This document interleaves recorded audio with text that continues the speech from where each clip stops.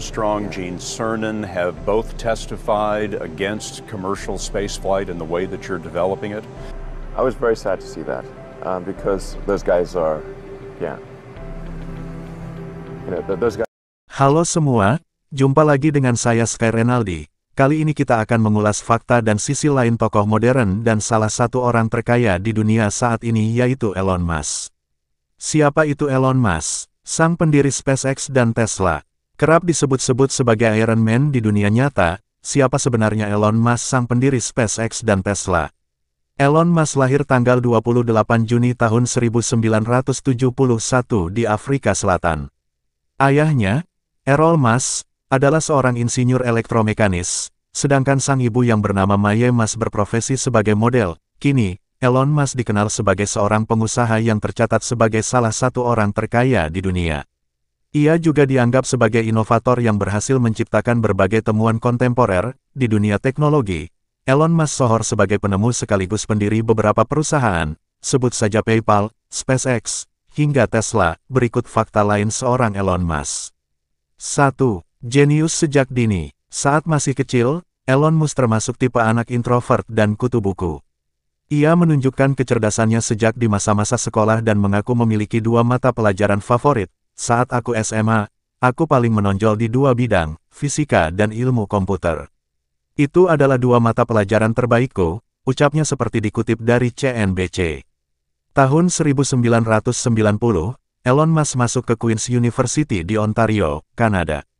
2 tahun kemudian ia pindah ke University of Pennsylvania dan mengejar gelar ganda. Elon Musk lulus tahun 1997 dengan gelar sarjana ekonomi dan fisika sekaligus. 2. Awal karir Elon Musk. Elon Musk selalu tertarik dengan sains, internet, dan hal-hal yang berkaitan dengan ruang angkasa. Ia pun bercita-cita untuk menekuni karir di bidang itu dan benar-benar melakukannya setelah lulus kuliah. Tahun 1995, ketika era internet mulai meningkat, Elon Musk bersama dengan adiknya yang bernama Kimball mendirikan perusahaan IP. Pada 1999, perusahaan ini dijual pada perusahaan komputer kompak dengan harga sekitar $300 juta. Elon Musk kemudian beralih mendirikan sebuah layanan keuangan online bernama X.com. Tahun 2000, X.com merger. Perusahaan rivalnya, Confinity, dan berubah menjadi PayPal. PayPal yang dikenal sebagai layanan transfer uang digital ini kemudian dibeli oleh eBay pada tahun 2002. Elon Musk yang saat itu berusia 31 tahun, tercatat sebagai pemegang saham terbesar di PayPal. Setelah PayPal dibeli oleh eBay, ia pun memiliki saham eBay sebesar $165 juta. 3.